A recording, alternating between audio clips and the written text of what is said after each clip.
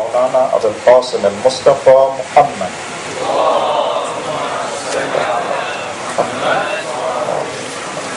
وأهل بيت الطيبين الطاهرين المعصومين لا سيما بقية الله في الأراضين روحي وأرواح العالمين له الفداء. رب اشرح لي صدري ويسر لي أمري واحلل عقدة من لساني يفقهوا قولي.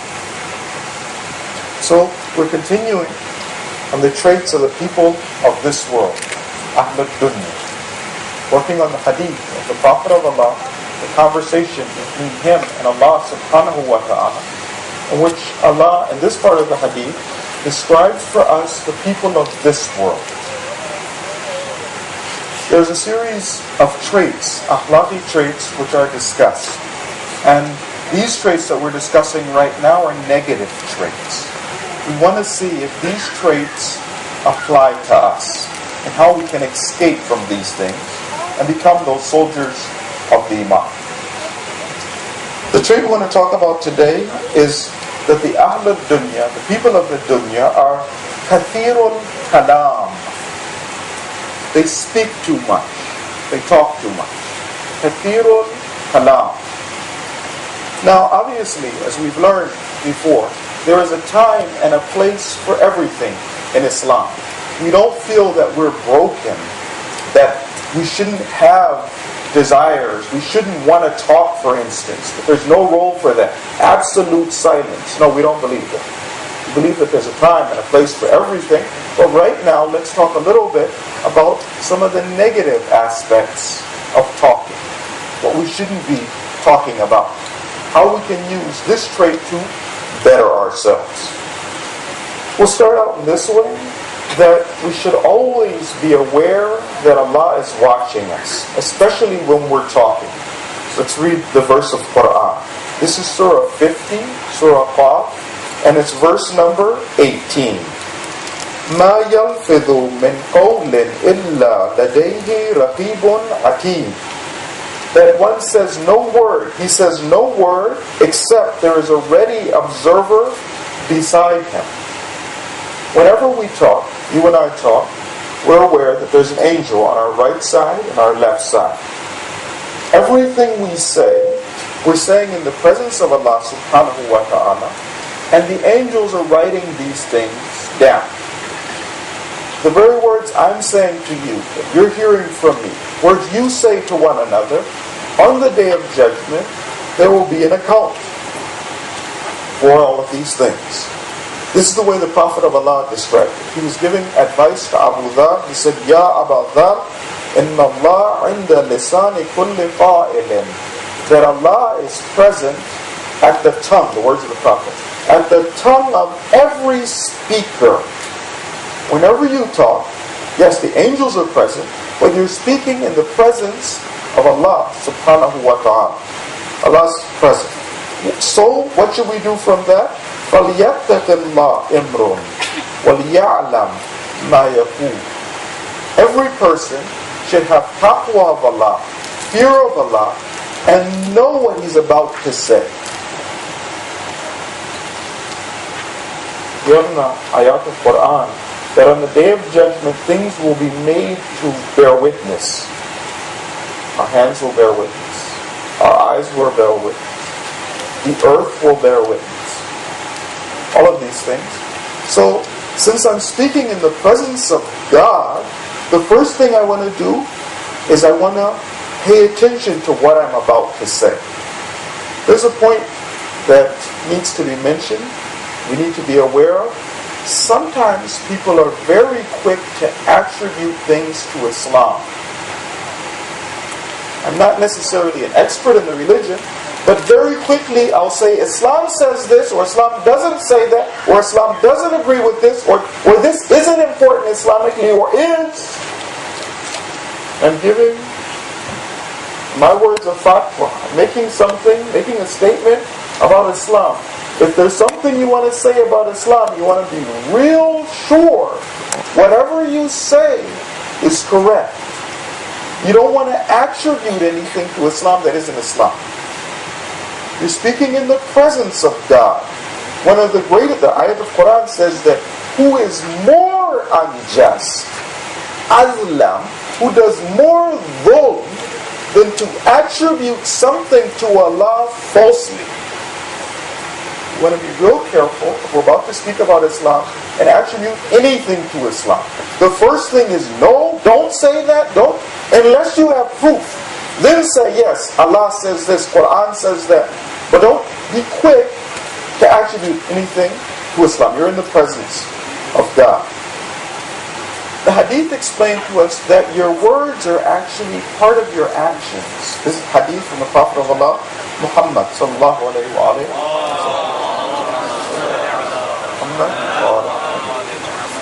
He says, "Man lam yahsab kalamahu min amalih, kathura khatayahu, wa hadara adhabuh."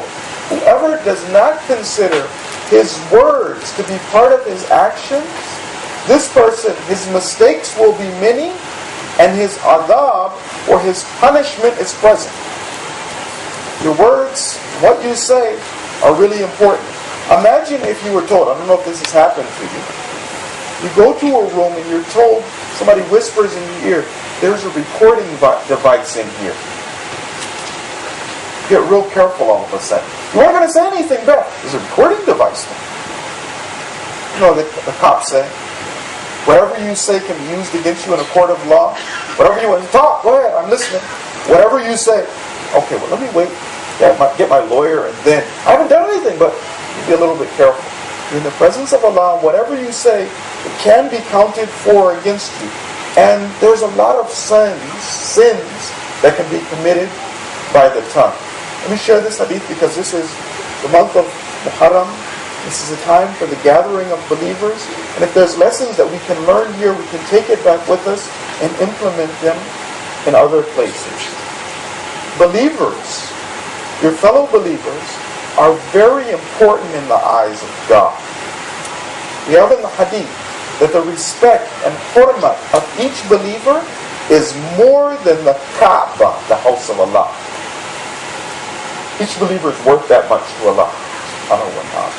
So now, keeping that in mind, words, we say, can hit harder than a fist. Words can hit harder than a fist. Sometimes people with their tongues, they slander one another. They make accusations about one another. I misunderstand something that you did to me. I'm quick to say, this person is like this. Sometimes I might repeat that in front of others.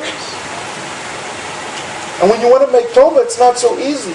You have to rectify. Let me check that for you. Because there's some sins that if you do, you have to actually go back to the person and apologize. Go back to that person. That's really tough. Right? It's one time when I just make tawbah between me and God. Another time I have to go back to you and say, you know, brother or sister, I did this. Or go back to the person, for instance, who I slander, to the person who I said something wrong about in their presence. I said X was like this, and he wasn't, or she wasn't like that. And then to apologize to that person. Say, no, actually, I was mistaken there. So we want to be real careful about what we do. Sometimes we use bad language, foul language. Another thing that we do with our tongues. We're not really allowed to do a lot of swearing and use a lot of foul language and call people. The instructions from the Ahlul Bayt, from an akhlaqi point of view, we don't want to be doing that. Even it's interesting, sometimes somebody might say something, use some foul language against you and say some words that we don't really agree with as a Muslim. And then the quick thing to do would be to say, well, you are to the same person. But actually, even in that case, the follower of the Ahlul Bayt, no. There are rules, there's restrictions. We don't say everything. We don't use the tongue just as we want. We don't want to be kathirul kalam, saying words which we shouldn't do. Sometimes words can separate families, break people's hearts, cause enmity between people, cause divorces to happen. Words, things that we say, can have heavy effects.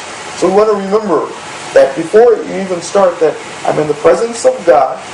Whatever I say can be used against me or in my benefit. It's being recorded. There are angels there. They're even aware of my niyyah. when you lie, God forbid, if any of us lie, then there's a stench that comes out of us. Actually, all sins have stench, according to some of the hadith. There's a stench, but even when you intend a sin, there's a stench that comes out. And the angels become aware that you're about to commit a sin. So lying is another one of those things that we want to be careful about. But this practice that I just mentioned, the idea of being careful about whatever I say and seeing I'm in the presence of God, whatever I say is being recorded, Allah's in the tongue or at the tongue of every speaker, this is actually a very deep spiritual advice. As you know, there is a difference, or we should know, there's a difference between what we call irfan and akhlaq. Irfan. And both of these things are important. And neither one negates the other. But sometimes when I am practicing akhlaq without the knowledge of irfan, I have a bad trait, and I hear about that trait. For instance, you mentioned in the majlis, we're not supposed to lie. I have a habit, on some issues I do lie. But then, because I've learned this is the wrong thing, what I'll do is I'll try and control my tongue from lying. And this is good. This is akhlaq. In irfan, we go a little bit further. We're trying to work on eradicating the reason for committing the sin. So instead of me lying or having the tendency to lie and just trying to control myself and keep myself from lying, what I'm doing in irfan is that I'm going to actually work on eradicating the source of that sin. How do I eradicate the source of sin in my life? Let's go back to the words of the Ahlul Bayt now. Three very important factors. These are basic Islamic instructions for irfan. The first level of irfan. There's a lot more after this. Sometimes what happens is that we aren't willing to build on the basic foundations. We want to skip. We want to jump ahead. Tell me the greatest name of Allah. Then I'll be great, right? There's baby steps though. This is one of those fundamental steps that a lot of people take lightly, and it's reasons why we don't advance in irfan. Even if we have a teacher, we're not able to go forward because we don't pay attention to these first basic steps. What I'm going to do now is explain some of these basic steps, which again, we get from hadith of the Ahlul Bayt. There's three things that we want to keep in mind for self-development. When we're working on these akhlaqi traits, three things we want to keep in mind for self-development. The first one is called musharaka. The second one is called muraqaba. And the third one is called muhasaba. Musharaka, muhasaba, muraqaba. What is musharaka? Musharaka is this, that if I want to go on the spiritual path, if I decide that actually from this time in Muharram, I'd like to go on the spiritual path of the Ahlul Bayt, I'd like to advance, I know that the beginning of the spiritual path is that I stay away from haram. I do all of my wajibat. I remember that wajibat are not only salat, fasting, I have social issues, I have a lot of responsibilities. I try and do that. But then after that, there's some other spiritual steps. These three that I'm mentioning are very important. One of them that the teachers mention is this. They say that in the morning, when you wake up, you're about to start your day, you have to make the firm intention not to commit sin. Oh Allah, starting my day, with your help, inshallah, with tawfiq, I don't want to commit any sin today. We have the hadith of the Ahlul Bayt. If you're able to go through one day without committing sin, for you, that day is Eid. For you, that day is Eid. So I want to develop myself. And in the morning, I make that statement. I tell myself, I make that firm intention. I will not commit, inshallah, commit sin today. I don't mean make a nadhr though. If I commit sin, then this much punishment. No. But make that firm intention. That's the first step. That's musharaka. The next one, which I mentioned, al-muraqaba, that's one we get from the hadith. The combination of these are going to help us eradicate the source of sin. The second one is this, al-muraqaba. What does that mean? It means that I constantly see myself as being in the presence of Allah subhanahu wa ta'ala. Since I'm in Allah's presence, my whole goal is to try and carry out Allah's instructions in my personal life. So firm intention in the beginning of the morning, then all day, my whole niyyah, my intention, as the hadith says, Ij'al hammaka hamman wahida, make your firm niyyah, your intention one thing. All I want from all of my activities in Islam, in life, is Allah subhanahu wa ta'ala. My firm intention is to make sure I'm doing that duty. During the day, I see myself as being in the presence of Allah. My niyyah and my intention is to carry out that instruction. Okay? So, musharata in the morning, muraqaba during the day. Then there's one more. This one's tough for somebody like me. It's called al-muhasaba. Just because I'm talking about these concepts doesn't mean I have it solved myself. Right? But they're concepts taught to us from the Ahlul Bayt. We have to try and implement this. The next one is this. Al-muhasaba. I have to take account of myself.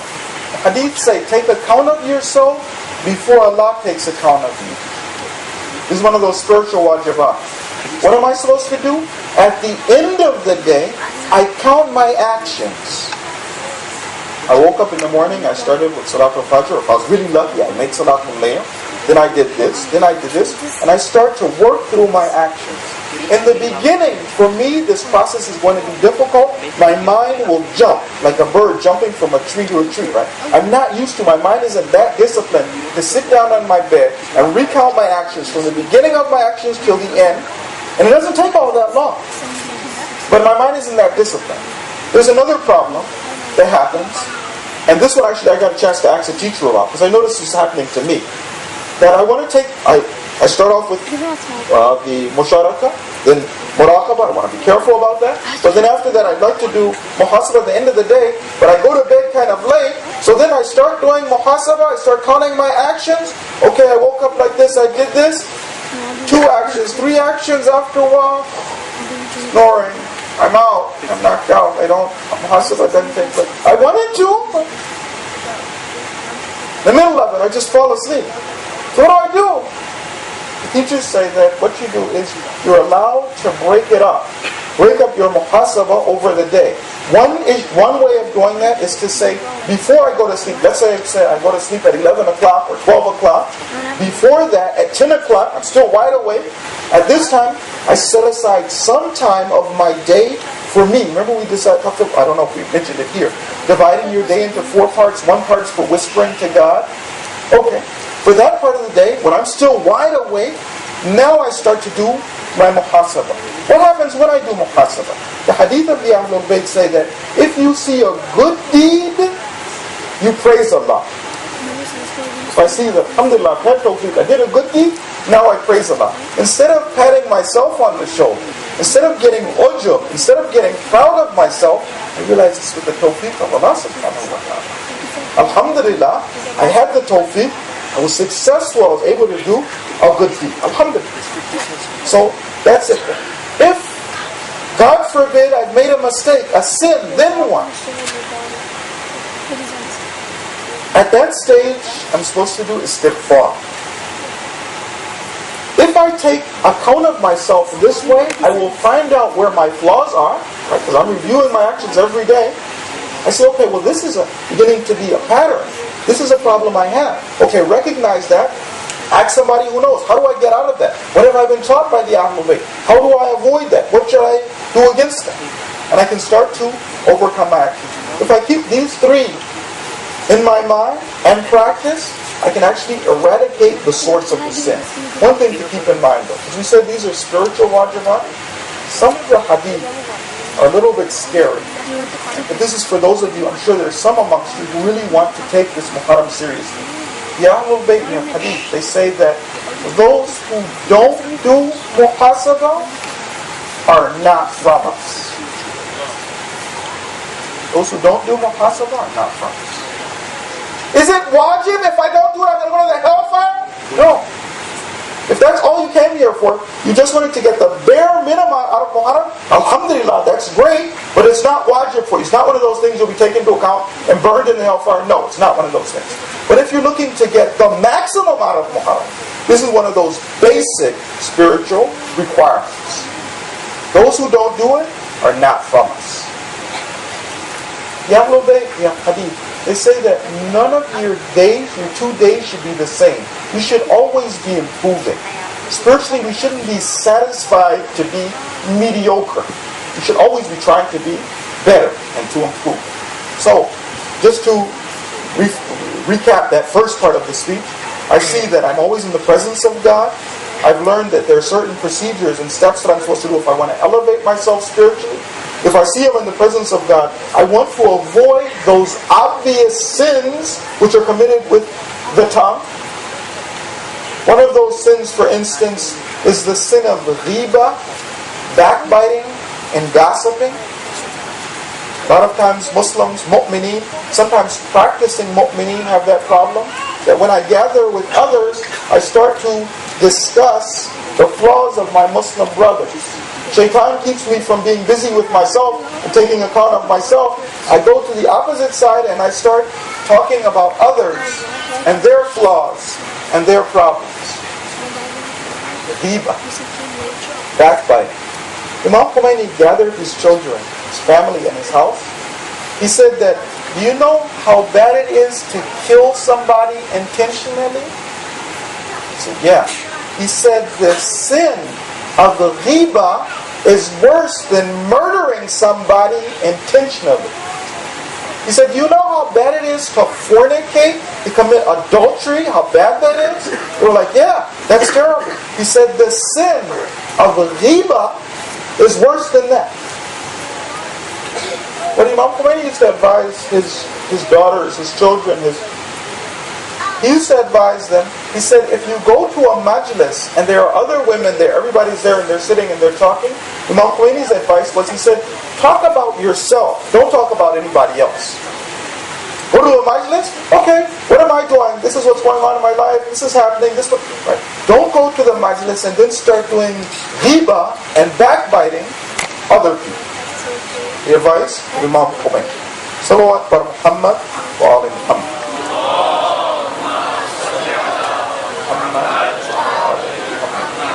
Now I want to mention something else that's even a little bit deeper. So the first obvious sins, because the first level of any sort of spirituality in Islam is that I have to avoid haram.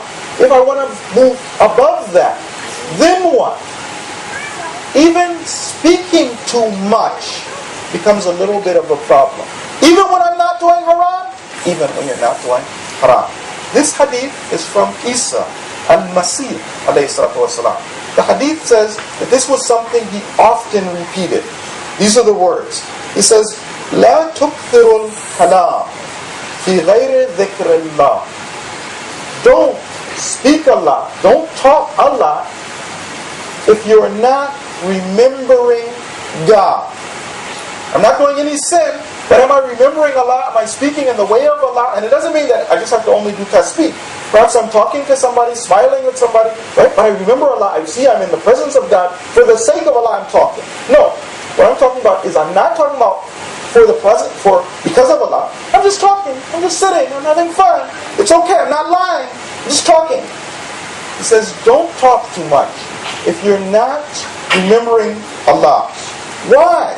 فإن الذين يكثرون الكلام في غير ذكر الله قاسية قلوبهم.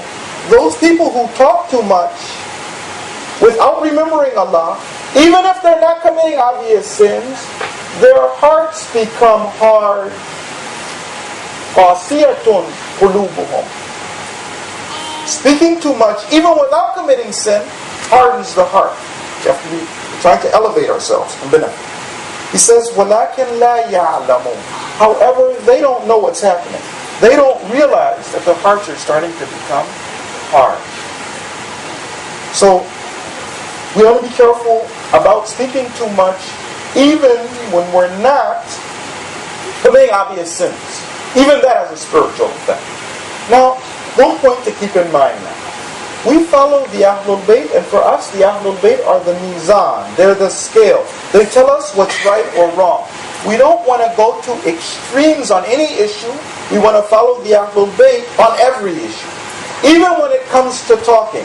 There is sometimes people will hear one hadith of the Ahlul Bayt, they won't hear the other hadith of the Ahlul Bayt, and they'll go to an extreme on this particular issue. It can happen.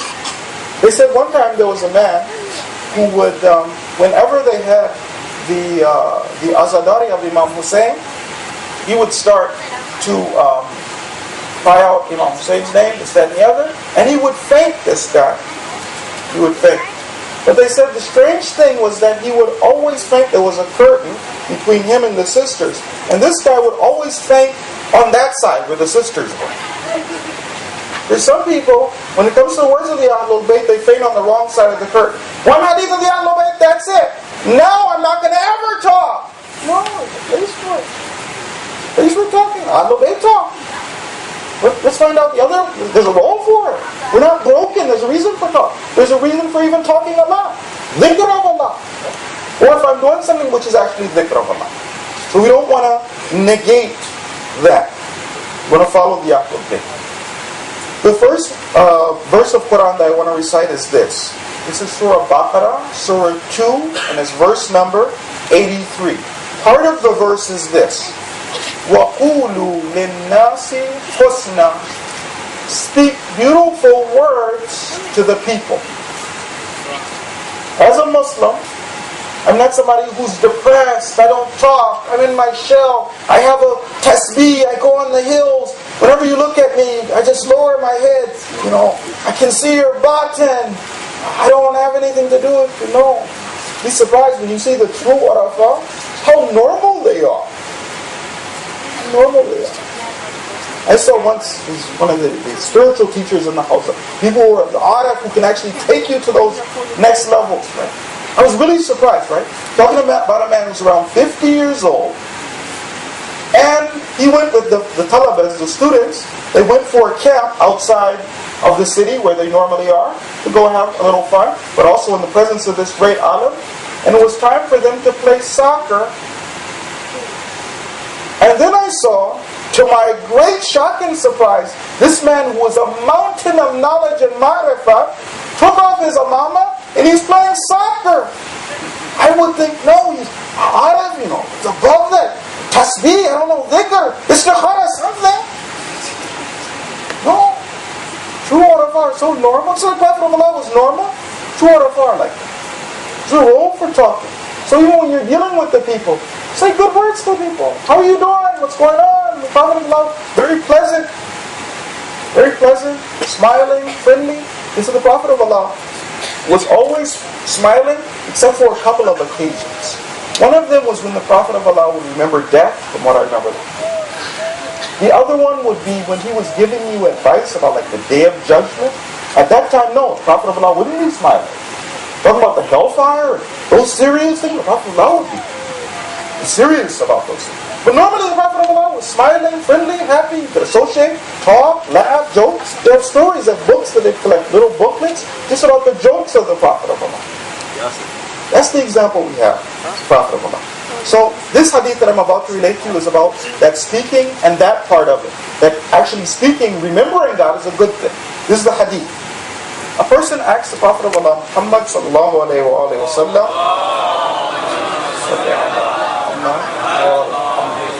he said, what's the best of actions? What's the best action I could do? The Prophet of Allah told him two things. One of them is giving food, it'amut ta'am, serving food to others, having guests over at your house, offering them a little food to eat. That's one of the best things you can do. In addition to that, ityamul kalam, speaking good words, speaking beautiful words. That's a wonderful thing to do. There's thawab for that. There's reward for that. That's great. One of the best things you can do based on that hadith. So another thing now about kathirul kalam and the places for speaking kalam. There's a brother like me, right? A brother like me. When I hear this hadith, and I'm married, I've got children, a wife, and stuff like that. My wife's not here now, so I can be a little bold, right? My wife's not here. So what happens is that I hear this hadith about kathirul kalam. Okay.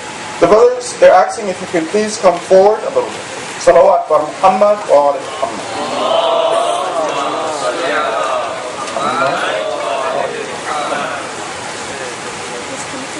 Okay, we're talking about kathirul kalam. It's one of these akhlaqi traits, the traits of the people of the dunya, and we don't want to have that trait. Now we're talking about the places and times where I should be talking in order to serve the cause of Allah. One of the things we want to do is we don't want to observe silence in the house. A brother might hear this hadith. The people of the dunya are kathirul kalam. So now when he goes into his house and his wife and children are there, now I want to practice silence. Kathirul kalam. I don't talk in the house. I do dhikr. Family comes to see him. Oh, daddy's home. He's here. That's right. Don't talk to me. Kathirul kalam. Look at his wife. His wife wants to talk to him. Normally, a lot of times women talk a little bit more than men. He starts talking to him. Kathirul kalam. On the dunya. Sit. No. The ulama of akhlaq say no. Actually, in the house, do talk. Be friendly, be sweet. Talk to your wife. Listen to her. This is one of the mistakes people make, and one of the reasons that sometimes they fail in their marriages. Your wife has a need to speak, you have a need to speak, but normally as a guy, first of all, you don't have to speak so much, right? And then a lot of times when you speak as a guy, you're speaking to share information. So I ask you a question, you give me an answer, you talk, you feel good, okay. But what happens is that sometimes with women, remember that women are slightly different than us, they want to talk about their day and they feel better after they've talked. They feel better after they've talked. So when we come home, sometimes this is statistically, they said that you have a certain amount of words that you want to use during the day. The guy will use most of those words at work. Now he comes home and his wife still has unused words. She's ready to talk. She wants to talk to him now. Actually, talking to your wife is one of your obligations. You're supposed to sit down with your wife and talk to her if you want to go in the spiritual path. But the ulama of akhlaq say, the urafa, they say this. When you come home, set aside a time for you to simply talk to your wife. If you've been ignoring this for a long time, they explain to you, they say, start to just tell your wife about your day. Because there's some men who don't talk to their wives, but when their wife comes to talk, they turn on the internet, the television, they just think it's just like noise, they get irritated. I could just have a moment of peace, right? But no, you're actually supposed to be sitting there and listening and talking to them. The hadith say this, if a man sits with his family, he gets more thawab than if he does i'tikaf in the Prophet's mosque. Word for this. So the scholars say sit and listen. Make a specific time, sit and listen. And start explaining your day to your wife. So then she can feel comfortable explaining her day to you. Now a couple of pointers here, just for us guys, because sometimes we're a little bit slow. When it comes to talking to our wives, a little bit slow. What is that? Sometimes when we talk to our wives, we talk to them just like we talk to other guys. If I ask you a question as a guy, it's because I want to know an answer. If I present a problem, you provide me with an answer and a solution. Sometimes your wife's not doing that. She doesn't really want a solution. She just wants you to listen. You ask her, right now, do you want me to listen and provide an answer, or just listen? Just listen. Sit back, and listen. But when you're listening, be an active member. Right? Listening, you're physically present, mentally present. Wow, interesting. Not faking, seriously. You're listening and you're paying attention. Right? Don't do your email at the same time. They don't like that. Don't watch ESPN. Kobe Bryant. No Kobe Bryant. Right now, the Prophet of Allah, actually they said that when you talk to the Prophet of Allah, he would turn to you and pay attention to you. Turn to you and pay attention. For that moment in time, that person is important. So when we're told about kathirul kalam, it doesn't mean that inside the house we don't talk. No, we sit and we talk. These are spiritual instructions. Make a certain time out of your day. For our sisters though, let me give a little advice to our sisters. If you're going to talk to your husband, please tell him the amount of time. Don't just say, I want to talk. That's real scary. How long? I don't know. A little bit scary. But if you say, okay, 15 minutes, 10 minutes, 20 minutes, then it's okay. That's one. The other thing is that since men aren't very subtle, don't expect them, like girls, if you talk to one of your female friends and you frown a little bit, they say, what are you doing? How are you feeling? You're like, is anything wrong? You're like, No, I'm not. And then they know, oh, something is wrong. So they'll probe a little bit more. No, guys aren't like that. If you tell them nothing's wrong, they're like, oh great, turn on the television. So don't be subtle. Just be kind of straightforward. You know, I explained this earlier, but it's important for people to hear. One time there was a Muslim sister and Muslim brother. I was there. They were speaking. So the brother went, he was about to leave the house, and the sister came to the brother, and then she told him, she said, are you going to be going to this particular area of the town? The brother was like, yes. She said, are you going to pass through, for instance, such and such neighborhood? Said, yeah. Are you going to be in this street? Uh-huh. So could you buy this? Then he stepped out the door. The brother's like, I hate it when she does that. Just tell me you want oatmeal. Well, not that big of a thing. So just be straight. When you're talking to guys, simple sentences, straightforward. This is the thing, this is the problem. If you're angry, say it. I'm upset. It's okay. Right? Just talk. Guys appreciate that. For them, that is, al-qawlul hasan. Right? And we have a lot of rewards for those beautiful hadith from Imam Sajjad, because we're on the topic of talking to your family. The hadith says this, beautiful words, al-qawlul hasan. It makes your wealth thrive. It increases your sustenance. It makes you live longer. These beautiful words, the words of, this is dhikr of Allah now. It makes you beloved to your family. Makes you beloved to your family. And it makes you enter paradise. So there's a role for talking. One more while we're talking about speaking to one another. One more that's kind of important. And that is giving compliments. We've always heard the concept of Amr bil Ma'ruf and Nahy anil Munkar.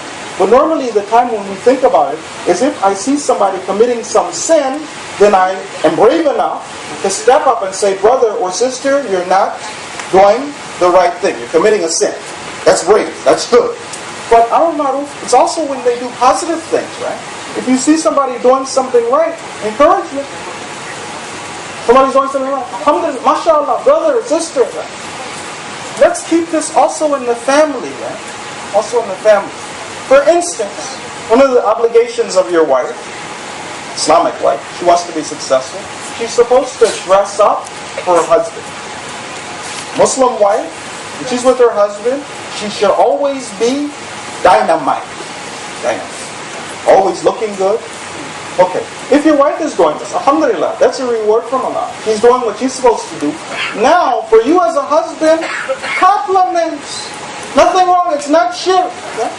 Lavish your wife in compliments. Wow, mashallah, nice clothes, nice suit, high heel, mashallah. Real. Don't, fake it and stuff like that. She'll see that. But if you're like, really? That's right. You're it. Then the wife will really appreciate that. So again, when it comes to kalam, there's a place for it and a role for it. We get thawab for it. We just want to keep that niyyah of us and Allah. Actually, one way of getting close to Allah, this is the advice of the Urafa, is that even in these small actions in which people tend to forget Allah, like I'm giving a compliment to my wife, or I'm giving encouragement to somebody who's doing good. Now Muslims do that too. I can use all of my actions as ibadah if I make niyyah. Remember that hadith in the beginning? If I see myself as being in the presence of God, after whatever I say, it's being recorded, I can be getting thawab for this. Now let me quote you the verse of Quran. وَتَعَاوَنُوا عَلَى الْبِرِّ وَالتَّقْوَى. Assist one another with righteousness and taqwa, fear of Allah. If somebody's doing a good deed, you assist that person, you praise that person, you compliment that person. We assist one another on that. We get reward. Salawat bar Muhammad wa ali Muhammad.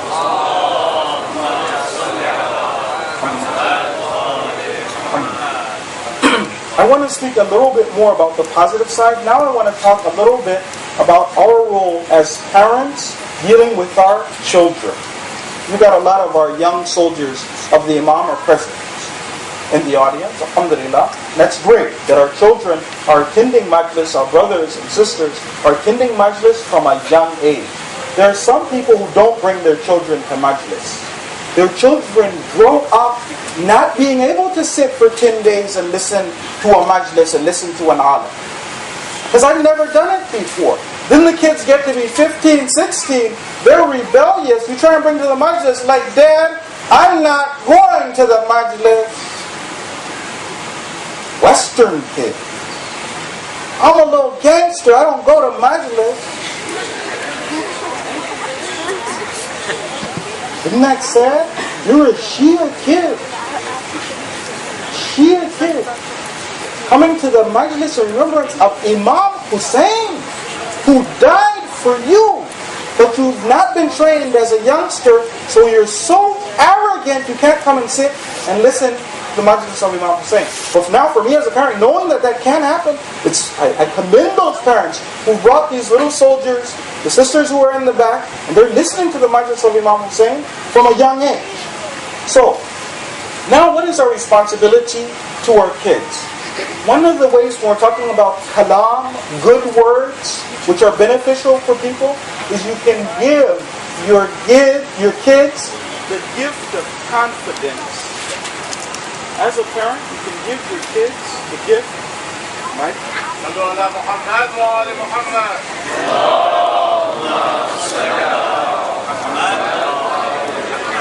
the mic on? No, it's not on?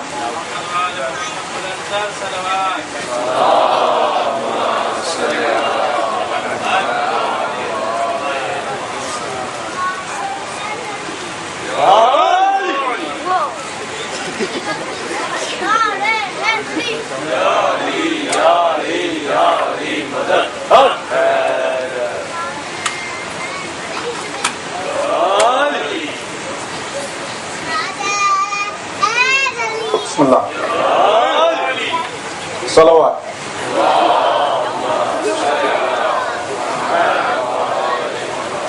Okay, so everybody can hear me now? Alright.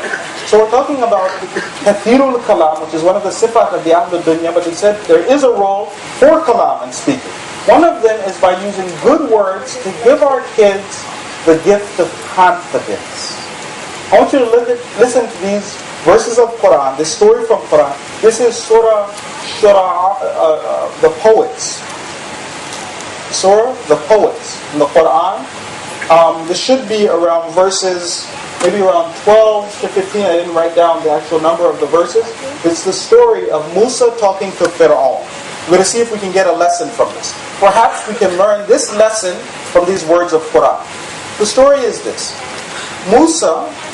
Hazrat Musa has been given the instructions to go now to the Zalimeen, the people of Fir'aun. These are the verses of Quran. What are the people of Fir'aun? Fir'aun is a Zalim. He was called Fir'aun the Impaler, Dhul Autad. One of the tafasir is this, that he used to impale his opponents. He would take you and put you on a board and stick nails into your hand, impale you for going against him. So now, in addition to that, so Musa is going to warn this person who says, Ana Rabbukum al-A'la. I'm your most high Lord. This kind of a God complex. I'm going to, now, an oppressor who nails his opponents into the ground, I've been instructed to speak to this man and advise him and his people to come to the right path. If that wasn't so bad, I've also killed one of his people. Right? Hazrat Musa actually killed somebody. So Hazrat Musa is now talking and he's explaining to Allah the situation. He says that I'm afraid that the people will give me the lie, that I won't be eloquent, that I'll become upset while I'm talking. Plus, I killed somebody. So now look at what Allah says to him. He says, Kalla, fadhaba bi-ayatina, inna ma'akum mastami'un. Never is that going to happen. Never is that going to happen. You two go with my ayat, with the verses, the signs. You go with those signs. We are listening to you. Now look and see if we can extract a lesson from that. One of the things that we can do for our kids to give them confidence, the gift of confidence, is to expect good from our kids. We don't expect that you are sinners. This is different to the West. They might say that, yeah, it's normal for a kid to sin. We say actually it's the opposite. In our hadith, we're told that if you lose hope in a group of people, start working on the youth. Even if it comes to negative things, usually youth will be the leader. If they turn it the right way, they'll be the leaders. If they turn it the negative way, they'll be the leaders. If you look in gangs, the younger members of the gang will do everything the gang says. If it's wearing red, the younger members will have red shoelaces. Everything. When it comes to youth who turn their hearts towards Allah, it's the same thing. And Allah, is in hadith, boasts to the angels about the youth who turn to Him. This is the hadith now. Those who turn, Allah boasts to the angels, He says that, look at my servant. He's abandoned his lusts for me. He's living in an area he could be completely free while doing everything, an animal just like the rest, and he's chosen Allah. Allah boasts about this person too. So we have these expectations. So the first lesson, you see how Allah gave an important message and mission to Musa. The next thing was that he expected victory. Musa was like, well, perhaps I won't be able to carry this out. Perhaps I'll fail. Allah said, Kalla, never, you're going to make it. We as parents can do this for our kids by expecting good from our kids, telling our kids we expect you to achieve. You're a soldier of the Mahdi. I expect you to achieve in this world and the next. I don't expect you to be mediocre. I expect that you'll go to the highest levels of taqwa, iman, and achieve in this world. And actually, you'd be surprised. Normally, we expect to see Shia kids do that. Let me take this just to you guys. You know that we're the minority in the Ummah. We're around, you could say, 1/5 of the Ummah. But if you've noticed, we're stronger than the other 4/5. What we say matters. What gets said by Ayatollah Khamenei in Iran, the whole world's paying attention. The whole world's paying attention. How many people are there? There's so many Muslims all over the world. Why is it that one Shia, what Sayyid Hassan says, Sayyid Nasrullah, what he says, everybody, well, he said something, he made a statement here. We also expect the same from you and I. Don't sell yourself short. Oh, I'm nobody, I'm a youth, I'm a sin. No, the expectation for you as followers of the Ahlul Bayt is excellence. We expect that if there's an MSA and you're in the MSA, you should be running the MSA. And this is happening. We expect talent. Allah has blessed you to be on His path, giving you guidance. We expect to see success and nothing less than that from you as followers of the Ahlul Bayt. So as parents, we want to give this message to our children.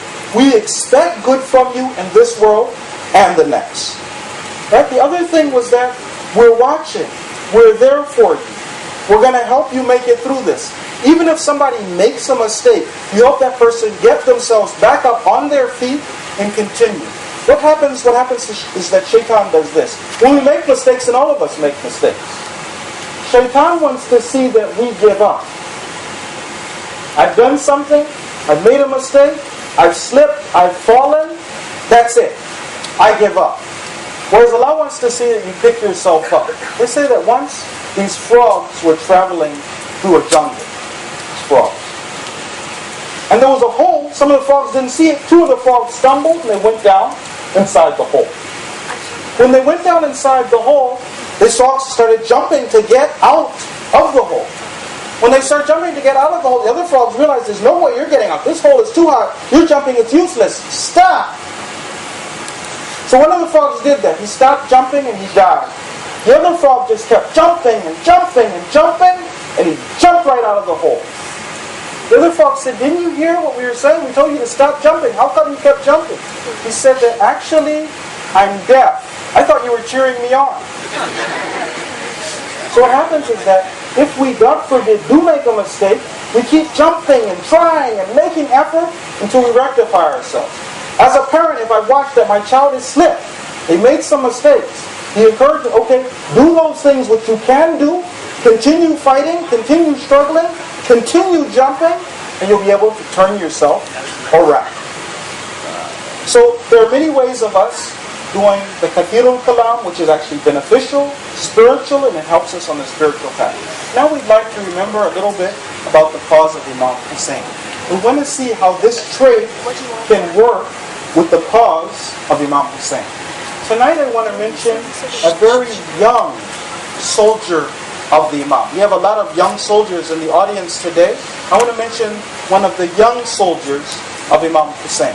But before I do that, I want to explain how this trait works with the self-building. One of the good things about speaking is training ourselves and our children to speak up for what's right. Just because everybody else is doing something else, right? Everybody else is different from you. They don't have your same beliefs. It doesn't mean that you should just follow what they do. Other people are lost. We expect that as followers of Imam Hussein, you have that internal strength to be different, to be proud, and to practice. Let me quote a little bit of a scary ayat of Quran for you. O you who believe, this is Allah talking to you and I. Whoever from among you turns back from his religion, Allah will bring a group of people. If you turn back from religion, you're not going to defend the religion of Allah, you're going to be weak, you're not strong enough to be a Muslim, Allah will bring another group of people and replace you. You'll go. Allah's religion will go on. This is what He says about those people. يُحِبُّهُمْ وَيُحِبُّونَهُ. Those, Allah loves those people and they love Him. They are low or they are humble before the believers and they are mighty against the unbelievers. They do jihad in the way of Allah and they don't fear the blame or the words of anybody who's blaming them. There are some people who are brave in the battlefield, but more brave than that is to be different, to be strong when others don't agree with you and actually they're saying something against you. There's a lot of Muslims who would practice if they were in a safe environment, if everything was going their way. But to be different from everybody else is saying something differently.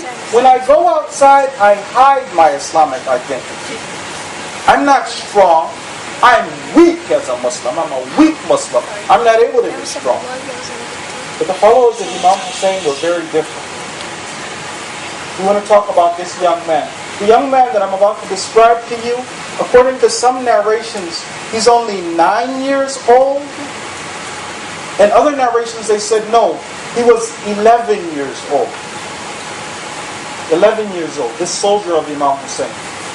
You may have heard the words of this young man. The words of this young man when he went out to fight were this: Amiri Hussein wa ni'mal amir. My prince, my master, my leader is Hussein. And he is an excellent leader. This young man, when it came to the battle of Ashura, this young man, his father was part of the first attack on Imam Hussein. His father was killed in the first attack. And he lost his father. He became yatim on the day of Karbala, in the plains of Karbala. This young man, his mother, her whole focus though was Allah in service to the Imam. His mother came after that. This young man, he's only 9 or maybe 11 years old. The mother came and she put the clothes on this young man to fight. She said, go forth, ukhruj, go fight between the hands of the son of the Prophet of Allah. Go defend him, go fight. So the young man came out and Imam Hussein saw that. He said, no, tell this young man to stop. Perhaps his mother would be unhappy. He lost his father today. This young man, no, it's enough. One of them has become shaheed. The young man turned and he responded. He said, Inna ummi hiya amaratni bidhalik. My mother's the one who came and told me to come out and fight.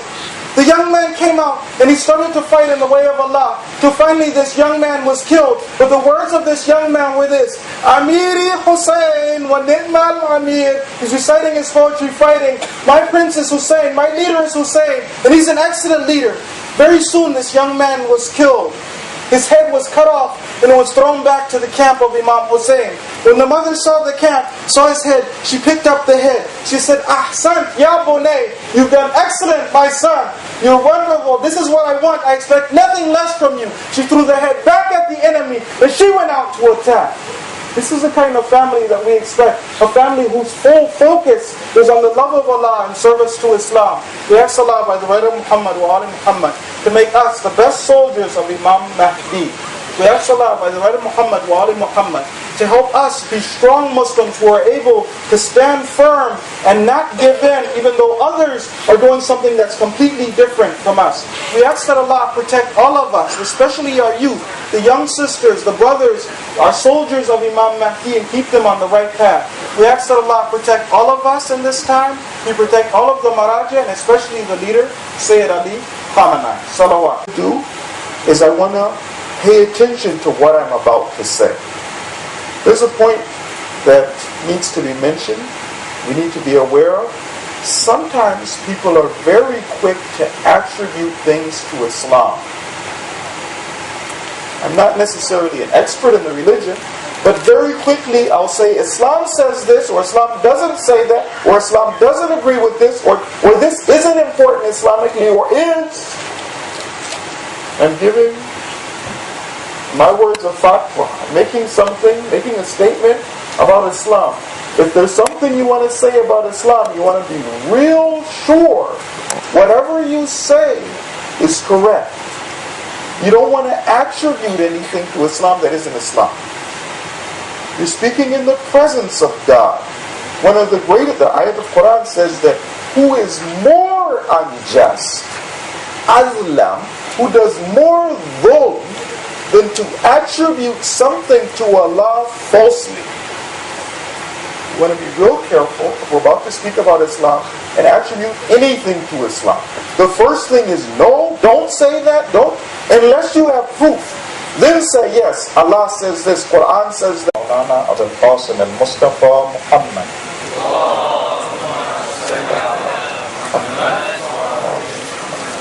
وأهل بيت الطيبين الطاهرين المعصومين لا سيما تحية الله في الأراضين روحي وأرواح العالمين له الفداء رب اشرح لي صدري ويسر لي أمري واحلل عقدة من لساني يفقهوا قولي.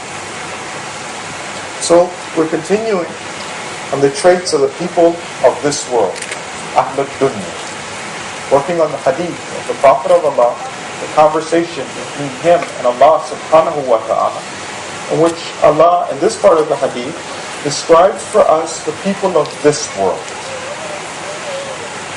There's a series of traits, akhlaqi traits, which are discussed. And these traits that we're discussing right now are negative traits. We want to see if these traits apply to us and how we can escape from these things and become those soldiers of the Imam. The trait we want to talk about today is that the Ahl al-Dunya, the people of the Dunya, are kathirul kalam. They speak too much. They talk too much. Kathirul kalam.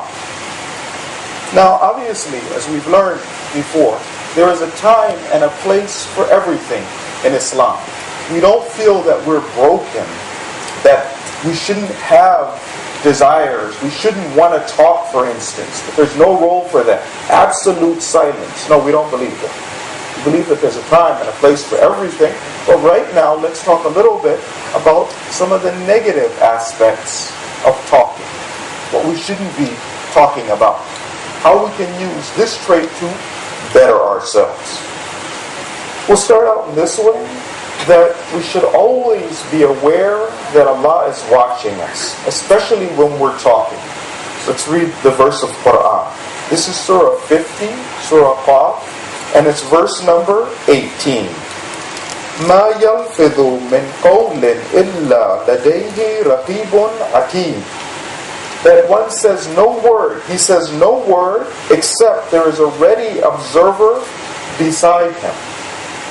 Whenever we talk, you and I talk, we're aware that there's an angel on our right side and our left side. Everything we say, we're saying in the presence of Allah subhanahu wa ta'ala, and the angels are writing these things down. The very words I'm saying to you, that you're hearing from me, words you say to one another, on the day of judgment, there will be an account for all of these things. This is the way the Prophet of Allah described it. He was giving advice to Abu Dhar. He said, Ya Abu Dhar, إِنَّ اللَّهَ عِنْدَ لِسَانِ كُلِّ قَائِلٍ, that Allah is present at the tongue, the words of the Prophet, at the tongue of every speaker. Whenever you talk, yes, the angels are present, but you're speaking in the presence of Allah subhanahu wa ta'ala. Allah's present. So, what should we do from that? فَلْيَتَّقِ اللَّهِ إِمْرٌ وَلْيَعْلَمْ مَا يَقُولُ. Every person should have taqwa of Allah, fear of Allah, and know what he's about to say. We have in the ayat of Quran that on the day of judgment things will be made to bear witness. Our hands will bear witness. Our eyes will bear witness. The earth will bear witness. All of these things. So, since I'm speaking in the presence of God, the first thing I want to do, but don't be quick to attribute anything to Islam. You're in the presence of God. The hadith explained to us that your words are actually part of your actions. This is hadith from the Prophet of Allah, Muhammad sallallahu alayhi wa alayhi.